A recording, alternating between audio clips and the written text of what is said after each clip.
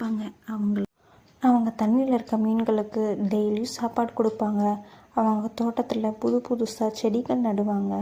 அதுக்கப்புறம் ஏதாவது கப்பல் பால் அடைஞ்சிருந்துச்சுன்னா அதுக்குள்ளே இருந்து இந்த வித்தியாசமான பொருளை எடுத்துகிட்டு வருவாங்க. அந்த குட்டி மெர்மைட் தன்னோட பாட்டிக்கிட்ட எப்போ பார்த்தாலும் தான் எப்போ கடலோட மேல் பகுதிக்கு போவேன், நான் எப்போ எல்லாத்தையும் பார்ப்பேன்னு சொல்லி கேட்டுக்கிட்டே இருப்பாங்க. அதுக்கு அந்த பாட்டி மெர்மைடுக்கு 15 வயசு ஆனதுக்கப்புறம் மெர்மைட் கடலோட மேல் பகுதிக்கு போய் அங்கே நடக்கிற எல்லாத்தையும் பார்க்கலான்னு சொல்லி சொன்னாங்க. மெர்மைடுக்கும் 15 வயசு ஆயிடுச்சு.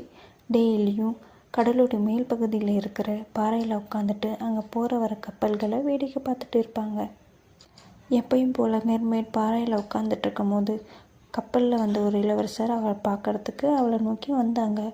திடீர்னு புயல் அடிச்சு இளவரசர் வந்த கப்பல் உடஞ்சி இளவரசர் மயங்கிட்டார்.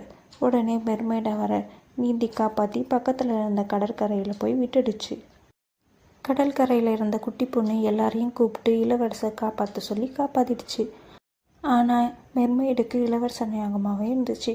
அதனால் தன்னோட ஃப்ரெண்ட்ஸ் கிட்ட நடந்ததெல்லாம் சொல்லி இதுக்கு என்ன தீர்வுன்னு கேட்டுச்சு.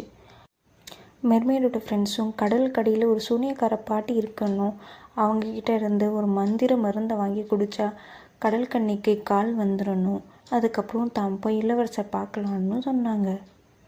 மெர்மைடு அந்த மந்திர பாட்டிக்கிட்ட மருந்து கேட்டதுக்கு அந்த பாட்டி தன்னோட இனிமையான குரல் கொடுத்தாதான் தன் மந்திர மருந்தை கொடுப்பேன்னு சொல்லி சொன்னாங்க.